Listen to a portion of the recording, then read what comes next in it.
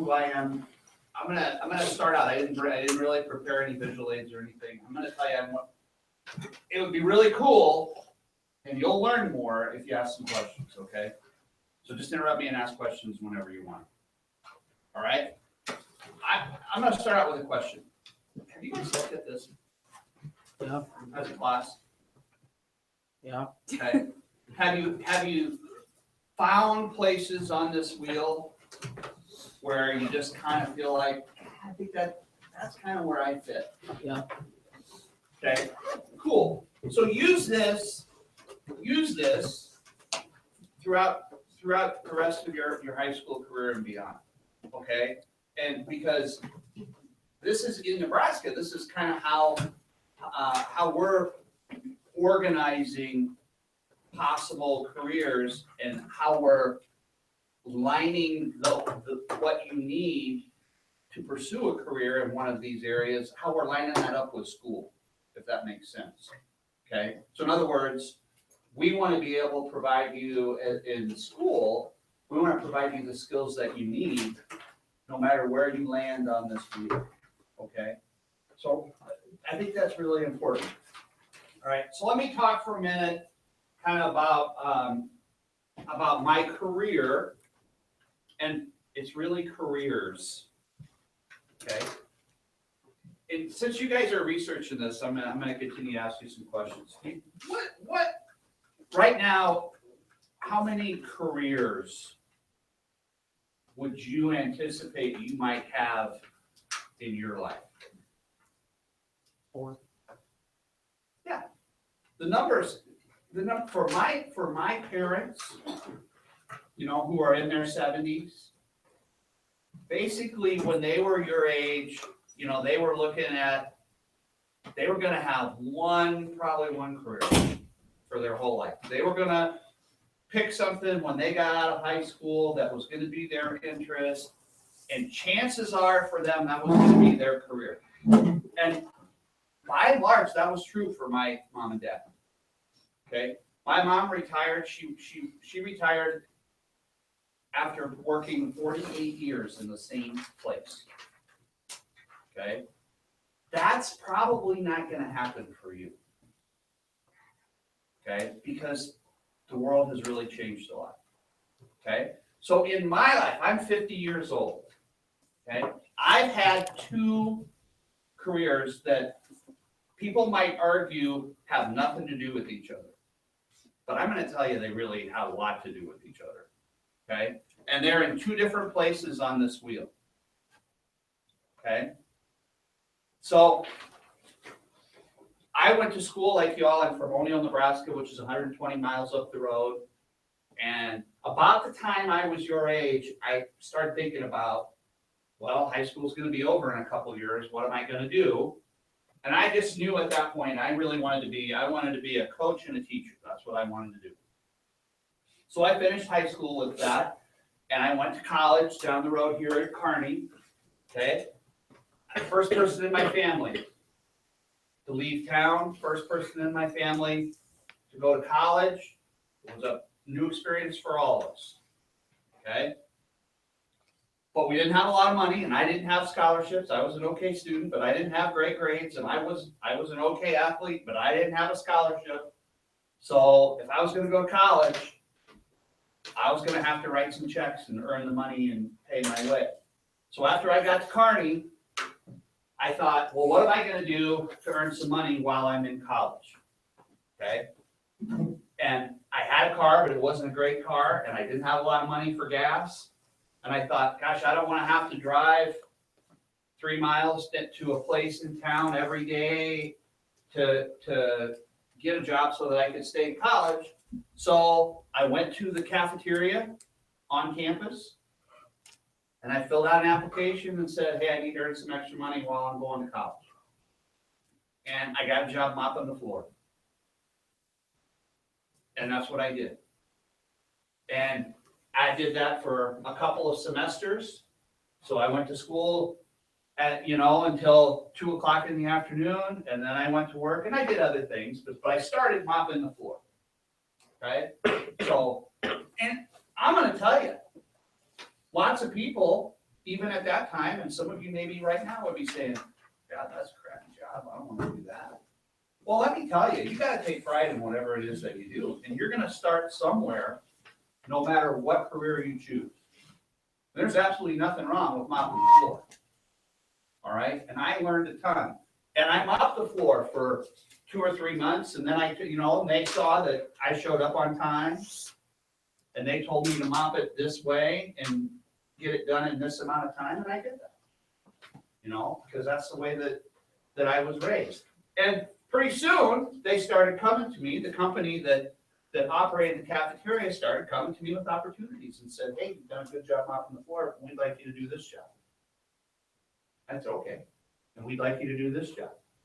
And okay. And at the end of my freshman year, there was an opening for what was called a student manager.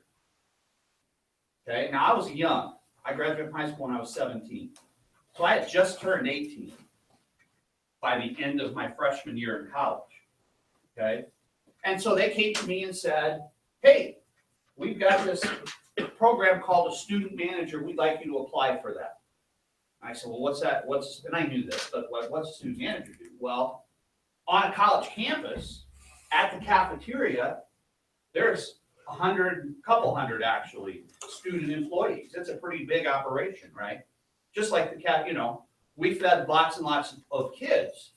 And so there were lots of college students that worked there, like I did, and a student manager managed the student employees. Created the schedule and filled the schedule and set up and made sure that if you were the line server or if you were the salad person or if you were working in the dish room, we made sure you showed up on time. So I applied for that job and I got it. And I immediately started to learn what skills I needed to be able to work with people. Okay? Because everybody's different. Okay, everybody comes to work with a certain set of beliefs and attitudes and ideas. And as a leader at that time, student manager, as a leader, my job was to get the students together and really, we wanted to provide great service. We wanted to do a good job. Everybody wanted to earn a little bit of money to help them pay for college. But we also had a job, we had to provide that service for our customers, right? Food and service. And you find that on this wheel, okay? It's hospitality, it's on the wheel. I was a student manager until I graduated from college. As I went through college, I pursued my degree in education. So I worked through my sophomore and my junior year. I took classes, I studied to be a teacher and a coach. I wanted to be a history teacher, so I studied to do that. My senior year, I student taught. But the whole time while I was student teaching and going to college, I was also working at the cafeteria as a student manager. When I got done with college, okay, the company said, geez, Mr. Morrow, well, they said, geez, Greg, we think that you did a good job as a student manager. We'd like to offer you a position as a manager in our company. And they said, you can stay at Kearney and work in the cafeteria at Kearney, or we've got colleges and universities all over the country that we operate the cafeteria. If you want to move, if you want to live in Texas or Wisconsin or Kansas or Oklahoma, tell us where you'd like to go and we'll see if we have an opening. Well, I'm a Cornhusker, right? So I said, geez, if I can stay in Kearney, I think I'd really like to stay in Kearney. At the same time, I was thinking, okay, I'm out of college and I just student taught. I had a great experience. I loved working with kids. I student taught at Kennesaw, Nebraska. You guys might know where that's at. It's not very far from here. It's just right down the road. Okay, I student taught there. And I had to decide, do I want to apply to be a teacher? Or do I want to stay and work with this company that I was working with? And at that time, I was barely 21 years old when I graduated from college. So I was a little younger than most of my peers. And I said, I kind of like this food thing. And they were going to pay me more money at that time. They were going to pay me several $1,000s a year more to stay there and do that than what I could make teaching school. Okay? So in 1988, I started with that company for $17,500 a year. And that was a lot of money then.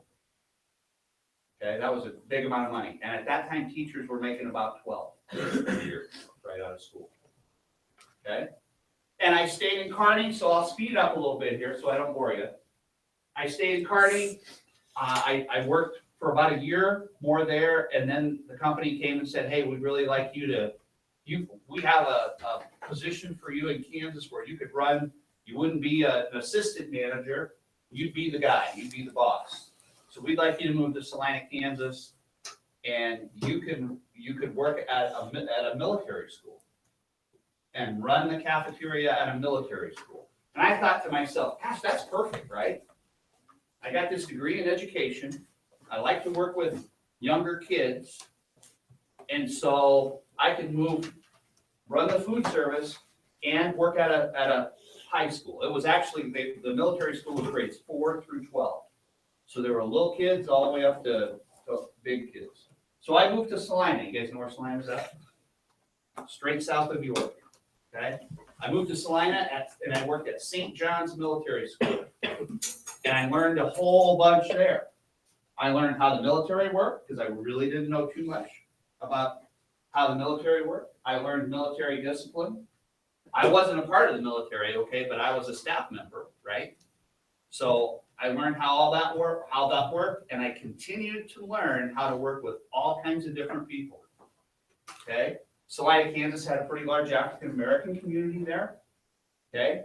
And part of our job, right, as a food service guy, was to provide the kind of service that people expected. So I learned how to cook some African American type food that I didn't know anything about growing up in Nebraska. You know, from Salina, I moved to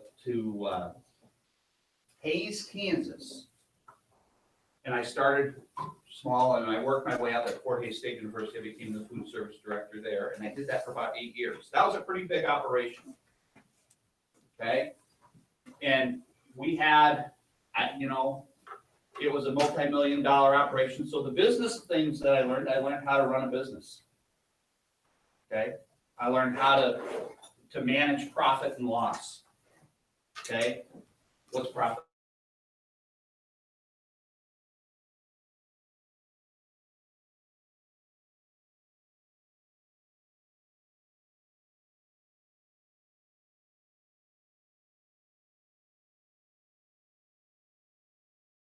We're at about 10 mil a year. You know, had about 100 and some full-time employees. Had several hundred part-time employees, did extensive fancy type catering stuff, really high-level food stuff. Okay, stuff like you see on the Food Network now. You guys ever watch that? Sometimes you watch the, you know, we did a lot of that stuff. But what I learned through everything in my 12 or so years doing that, I did that till I was 30. Got married. Had a couple kids, okay? But what I learned the whole time doing that was I really wasn't in the food business. You know what the business was that I was in? It was the people business. Because I learned real quick that maybe the most important employee that I had was the guy who was mopping the floor like I did when I started out. Does that make sense? Mm-hmm. I learned pretty quick that even though I was responsible to manage all this stuff, I couldn't cook 3,000 meals a day myself. I couldn't serve 3,000 meals a day myself. So the only way I was successful, or the only way we could be successful, was I really had to get to know all of those hundreds of people that worked there. And I had to build a relationship with them so that they would come to work every day on time. And I had to be sensitive to their needs and do my best to support them. Because so I was really in the people business. And if I did a good job with that, then I knew that they would take care of their job, whether they were doing the dishes or serving the food or preparing the food or meeting with clients or whatever, okay? So when you think about this, I would challenge you to think about wherever you go on this wheel, you're gonna be in a people business somehow, okay? You're gonna be in the people business. You're gonna have to really work with people. And now that varies wherever you go here. You know, if you're a scientist in a laboratory, you maybe aren't gonna work with quite as many people as you do if you become a teacher, like Miss Milton, okay? But that's kind of my thing. I really want you to think about that wherever you're at. And you have to start to develop those people skills today. Actually, you had to start developing them years ago, okay? When I was 30, my wife was a teacher in Hays, Kansas. She was a teacher at a middle school. All through those years that I was working in that crazy food business. And that was the other thing about it, I'll tell you. If you're gonna work in the hospitality business, you gotta have a big engine. What does that mean? Sometimes you hear coaches and people that work with athletes, they say, well, they got a really big engine. What does that mean? It means you gotta be able to stick with it. Because most of the time when I was in that food business, guys, I went to work at 6:37 in the morning, and I usually didn't go home until 7:30, 8 o'clock at night. Okay? Most of the time I worked part of every weekend. Okay? Most of the time there was something going on a Saturday or Sunday that I had to be there for. So you got to think about those things. Okay? So when I was 30, my wife was a teacher. All of my friends at that time were teachers. And I had always kind of had this, I mean, you know, since I was your age, I wanted to be a teacher, right? And I kind of said, well, I'm 30 now, I have 2 kids. I'm working 6, 7 days a week, okay? I'm working 80 or 90, 100 hours a week. And I really kind of always wanted to be a teacher. And I thought, if I don't decide to try teaching right now when I'm 30 years old, then I'm going to be, and I would have been okay, I'm going to be in this food business, then that's going to be my career. I didn't want to change my career when I was 40 or 50. So I made the decision. I had my teaching credential. I had kept that up. I made the decision I want to teach. So my wife and I applied and both got teaching jobs in Liberal, Kansas. They know where Liberal is? Liberal's a community in Kansas, a lot like Grand Island. Okay? We had a large meatpacking plant there that was in Liberal was our main employer. Okay? It was a very diverse community, just like we are. And I went to work and taught at a middle school in Liberal, Kansas, taught 7th and 8th grade. And I taught there for 2 years. And then we knew that we wanted to be, we were both from Nebraska. My wife was from the Grand Island area, and as I said, I'm from Morrow. So 2 years down there, and we said, well, we want to move back to Nebraska. That's something else you got to think about. As you think about careers and what you want to do, you also got to think about where you want to live. Okay? You know, what do you like? We valued family.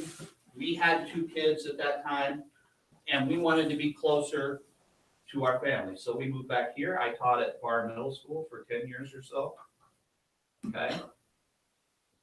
And what I learned in those first few years of teaching was I really wasn't teaching history. You know? Now, I was a history teacher, but I really wasn't teaching history.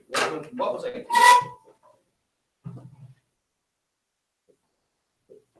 And this is critical. If you're thinking about being a teacher, this is really critical. Miss Milton's really not an English teacher. And that's why she's really good at it. You know what she teaches? She teaches kids. There's a difference. Okay, she's in the people business. It's not in the English business. She makes it, we as teachers, and if you think about this, okay, those teachers that are really good teachers, it's not about what they teach. It's about how they teach it to you, right? They make you feel like you're the only one in the room. And that's a hard job. Because you're not the only one in the room right now. So if you're thinking about, so that's what I learned, and it took a little while.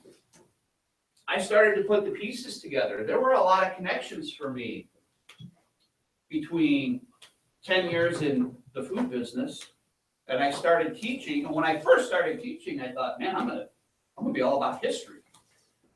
I'm just gonna be this encyclopedia of knowledge of history. Well, guess what? That was okay. But all of a sudden, everybody was asleep after about the first 3 minutes, right? Because not everybody liked history the way I did.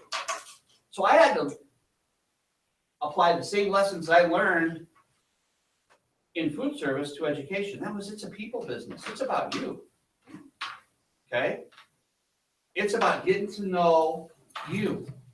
It's about teaching you as a student, you gotta be on time. That's the first, so what do? As teachers, your teachers are constantly, you're tardy, I gotta scan your ID. Well, why do they do that? That doesn't have anything to do with English, does it? Doesn't have anything to do with math.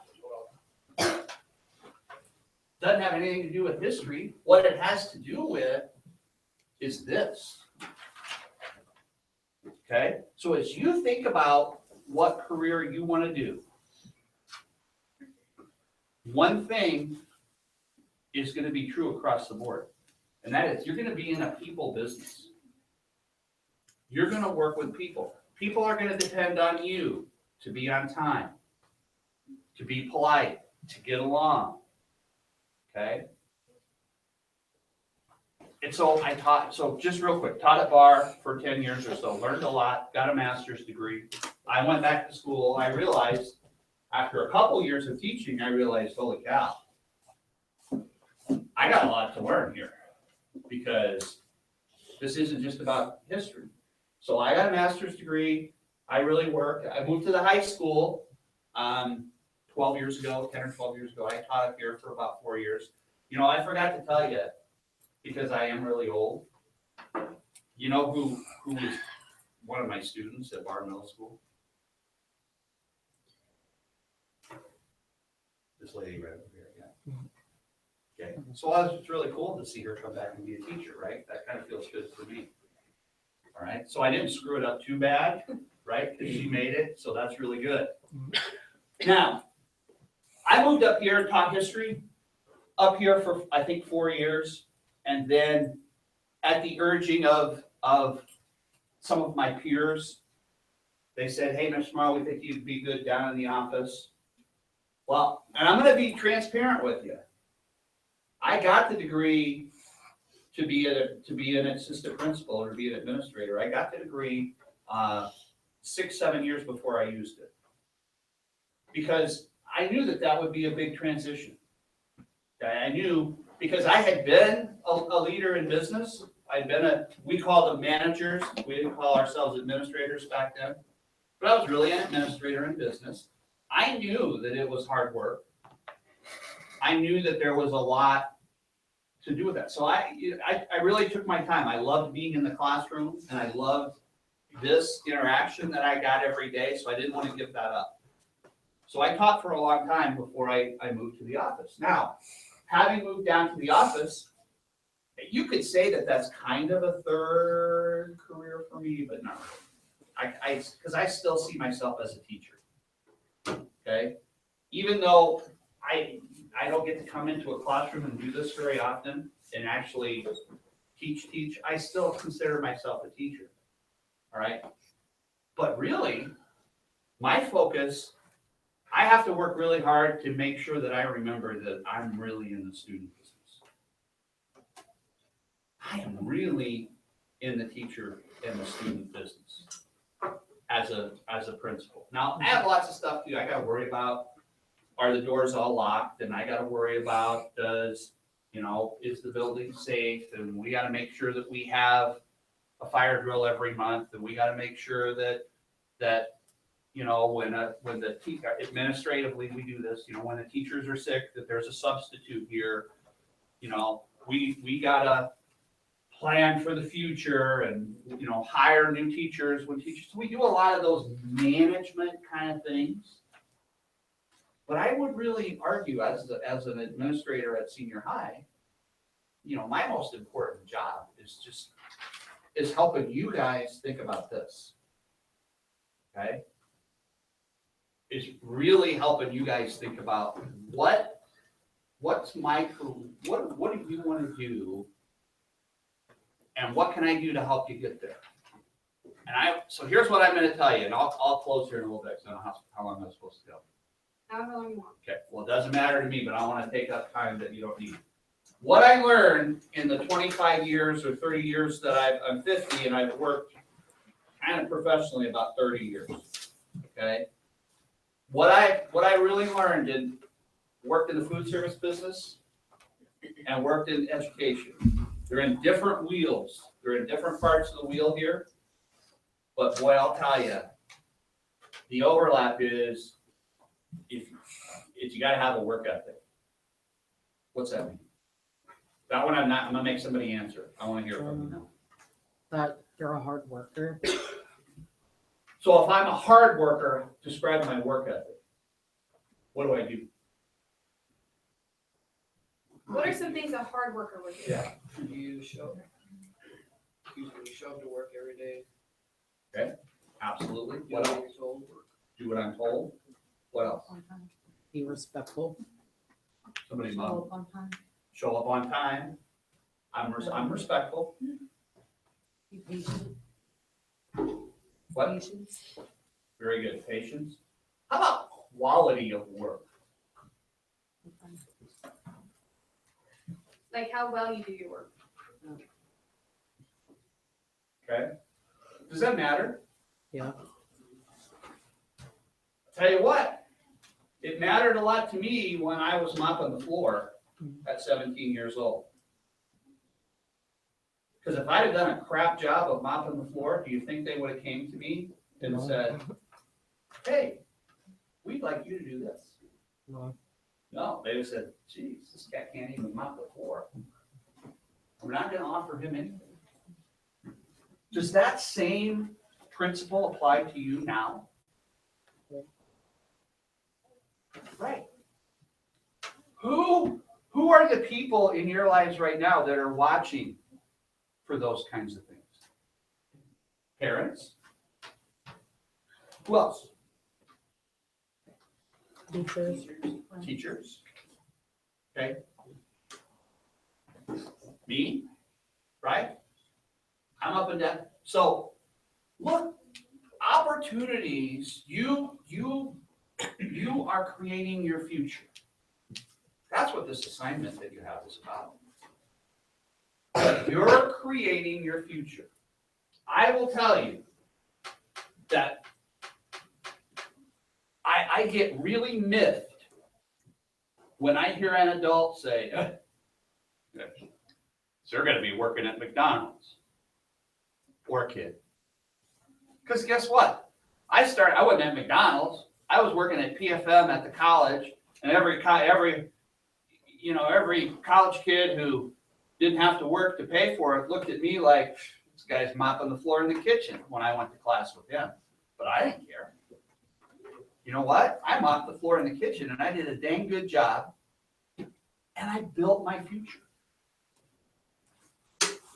And so when you look at this, and when you're thinking about these questions that you have in front of you, you need to think about what skills do I have that I can show people every day? Can you be on time? I would argue, once you get to school, you guys aren't 16 yet, right? No. But once you get to school, then you're in control, aren't you? Mhm. Some of you maybe can't be on time at 8 o'clock. We get that. We get that. But after 8 o'clock, when you're in the building, who's in control of getting you to where you need to be throughout the day? Yeah, you are. So take pride in that. You know, take pride in that. And realize that people are looking, you know? And if you're not doing those things now, you got a short window of time to build those skills. And that's what we do. Okay? That's why we're hounding you, and we got 100 kids sitting in detention every Wednesday night. And it's not bad. You know what? If you have a couple tardies, you get detention, it's not the end of the world. But you better learn from that. Because I worked in business for 12, 13 years. And over that time, I fired a lot of people. I mean, I never counted it, but probably over that time, probably fired 100 people. But I'll tell you this, I never one time fired anybody because they couldn't do their job. It wasn't because they couldn't figure it out, that it was too hard, or they didn't understand. Why'd they get fired? Because they didn't want him. They didn't show up in time. They didn't show up on time. Or I said to them, this is what I need to get done. You three get this figured out. And then I turned my back in 15 minutes, they couldn't get along. Not 15 minutes, but it became apparent they couldn't get along. And then when you looked at it, you found out, geez, they couldn't get along because usually it was one person who didn't understand this is a people business. That person thought their only job was to make vegetable trays or whatever. No, that wasn't it. Your job was to work with these people to complete the task. You just thought you were going to work on vegetable trays and you wouldn't collaborate. You got fired.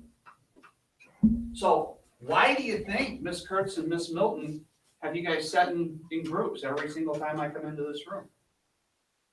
So we can work on our people skills. Dang straight. Because you're not going to get fired from your job because you couldn't figure it out. You're going to know how to do these things, and employers will train you. Okay? They will say, here's what you need to know to do this job. But what you got to bring to the table is the people part of it, no matter what career you're thinking about. Okay? It's the people part of it that you got to bring to the table. Got to show up, got to smile, got to listen. Okay? You got to have a lot of patience. Somebody said that. Who said patience? It's really good. Okay? That's really good. You got to have patience because patience and understanding are critical. Okay? Miss Milton has to have a lot of patience and understanding to do her job well. Okay?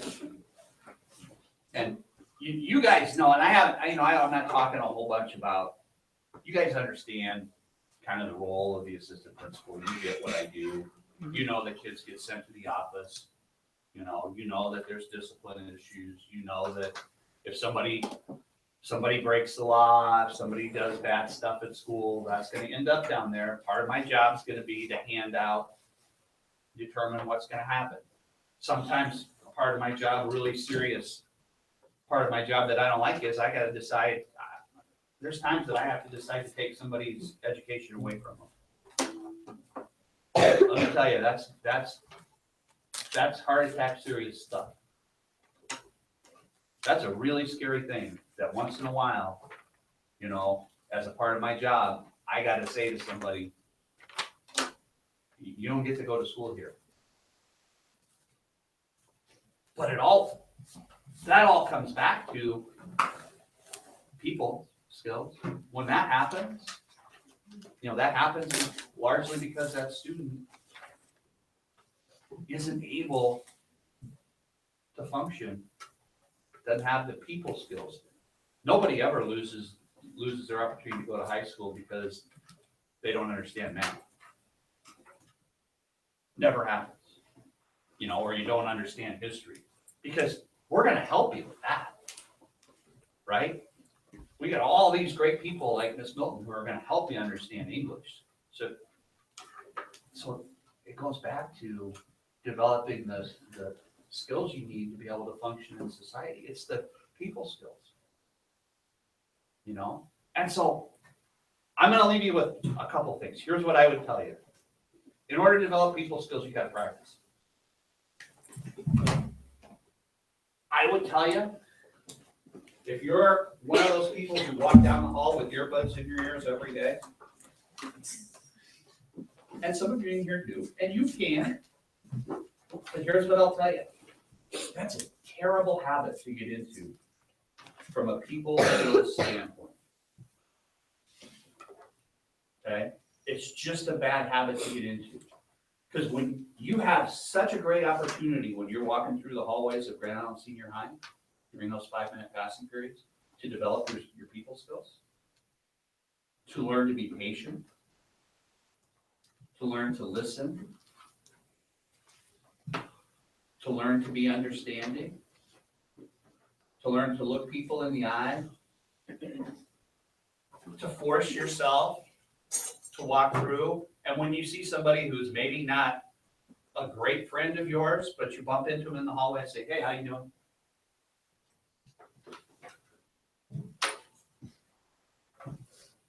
Those little things like that are the skills that open up opportunities for you later on. Grades are important. Okay? But you don't got to make all A's. If you do, that's great.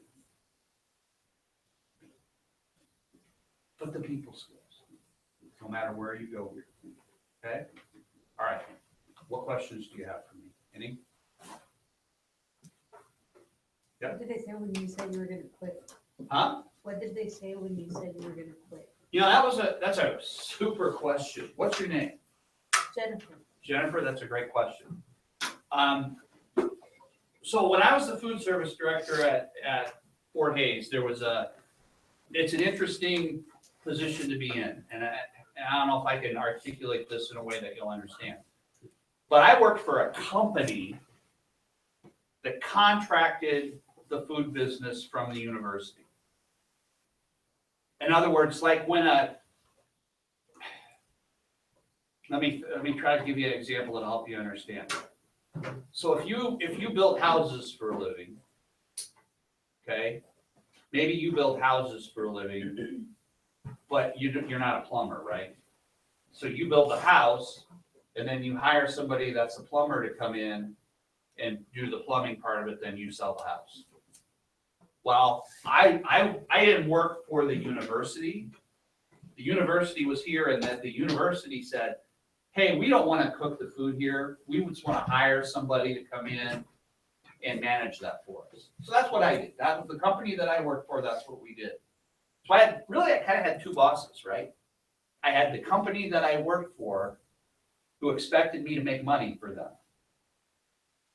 I had to make money for the company, but I had the university over here, the college president, all the deans, and then down here all the students, community of about 10 or 12,000 people at Fort Hays.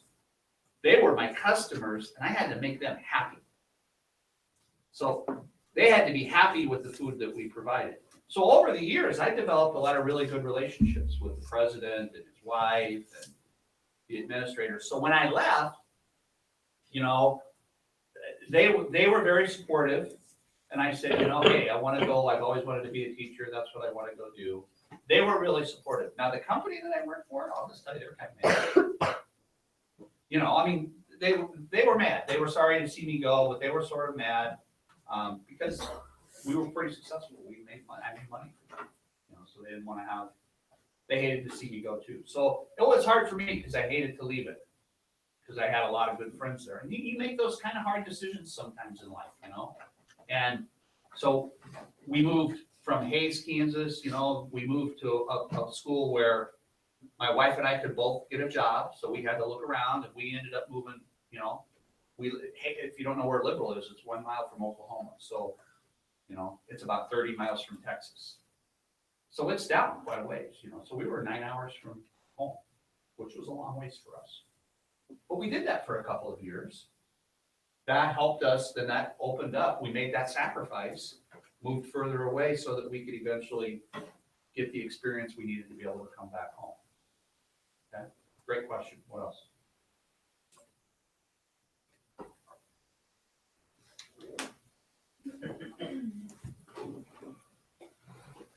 You guys have any other questions? Got a question, shoot me an email, okay?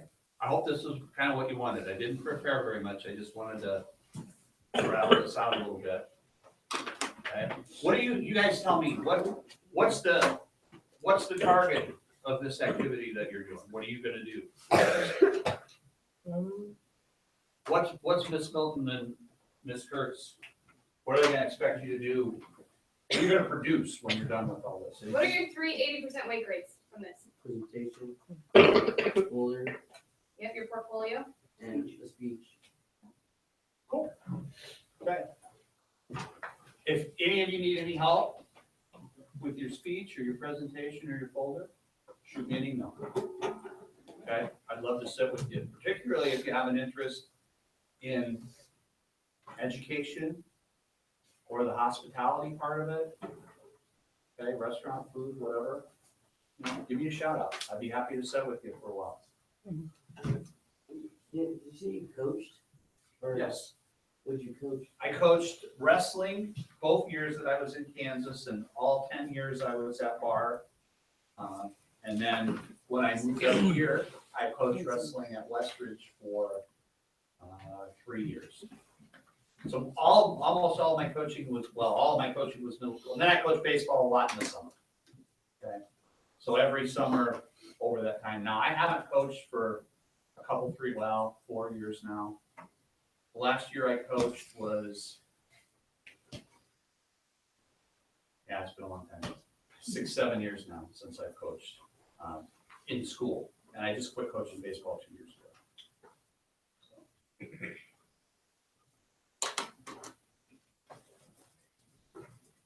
Good question. Anything else? What's your email? Just type in, if you just type in Morrow, Morrow, it's gmorrow@GIPS. Okay. So if you use your school email and email me, my name will come up. Okay. All right, well, good luck with your presentations. I'd like to come back and listen to some of your presentations That'd be awesome. when you do that. So Ms. Milton will let me know, or Ms. Kurtz, when that's happening, so I can maybe come in. I'd like to hear what some of you are thinking. All right? Thank you all. All right, for guys, can we letting me get be 3 here. on 3? 1, 2, 3. Thank you all. Stop in and see me. You're very welcome. Oh, look at the camera. The camera's Then you look at your outfit.